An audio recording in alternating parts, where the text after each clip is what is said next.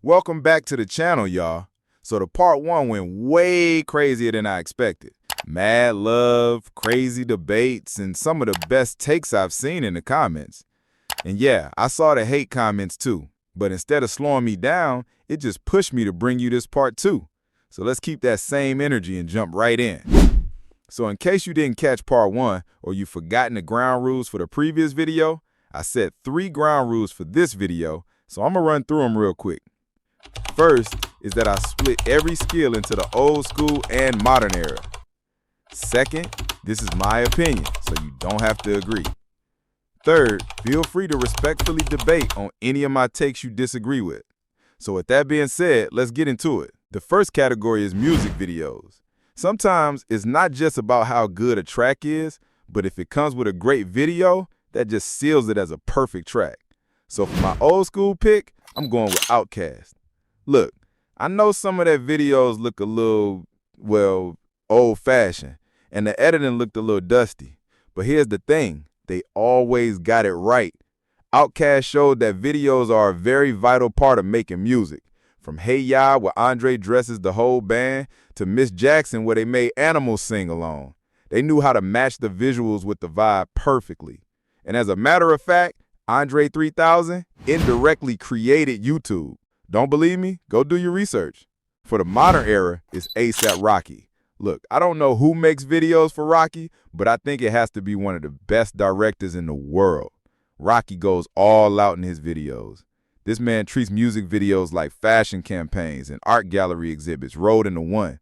The cinematic shots, the outfits that look like they cost more than my entire net worth. Rocky doesn't just drop music videos, he drops visual experiences. Honorable mentions go to names like Travis Scott, Kendrick, Tyler the Creator, and more. The next category is concerts. It's one thing to get it right when you're in the studio booth, but it's another thing to do it in front of a whole crowd. I don't think that's a problem for these guys. For old school, it's Eminem. Not only does he sell out arenas, but the thing with M is his concerts are events. He's not just rapping, he commands the audience. He'll have 50,000 people screaming every lyric to Lose Yourself like they rent depends on it. And somehow, even after decades, the man's breath control is still perfect. For modern, has to be Travis Scott. Love him or hate him, Travis shows are on another level. Roller coasters, floating stages, pyrotechnics, mosh pits. His concerts feel like a full-on theme park experience. Just maybe keep an eye on the crowd safety. Remember when he caused the earthquake with one of his concerts?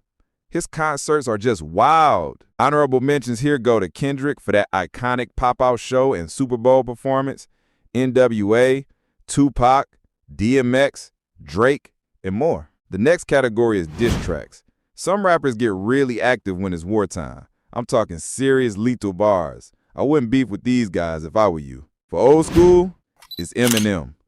Before you start yapping about how Tupac had the greatest diss track of all time, which I don't totally agree with, pause for a second to see just how lethal Eminem was back in his day. He not only dissed his fellow rappers, but he also took shots at models, politicians, his own fans, pretty much anyone you can think of. At one point, he even dissed his own mom. Remember when he dissed MGK so hard that he switched genres? Or even the time he dissed Benzino so hard he made him cry in an interview. You do not want to mess with someone like that. I know he hasn't lived up to his standards in recent times, but man, you just can't deny how good he was at making diss songs. For the modern era, it's Kendrick Lamar. In case you've been living under a rock for the past few months, Kendrick and Drake got into the most iconic rap beef of recent times. The beef brought some great tracks, but Kendrick emerged the winner of the beef. He dissed Drake so hard that I don't think he's recovered from it even to this present day. He can literally go multi-platinum with a diss track. Names like Pusha T, Ice Cube, Nas, 50 Cent, Tupac, and Biggie all stand out in this category. The next category is rhyming. For old school, you gotta give it to Eminem. Multi-syllable rhymes, complex internal schemes, and still making sense. Eminem's basically a walking rhyming dictionary. This man will rhyme orange with 4-inch and door hands just to prove you wrong. For modern, it's Jig. Bro flips his lyrics, switches flows, and he still manages to make it rhyme. If rhyming was an Olympic sport, Jig will have gold medals in every event. His flows twist, bend, and switch without warning, and somehow he still lands every punchline. It's like he's playing hopscotch on the beat. Honorable mentions go to names like Lil Wayne, Biggie Smalls, J. Cole, MF Doom, André 3000, Nas, and more. The next category is evolution.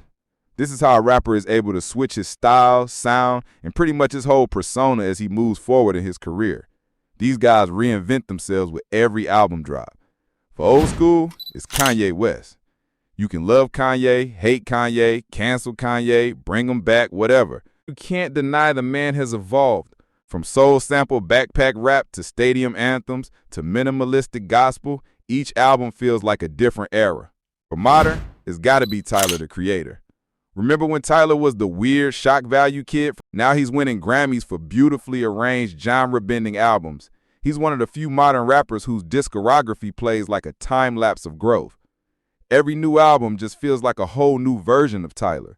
My personal best era was the Call Me If You Get Lost era.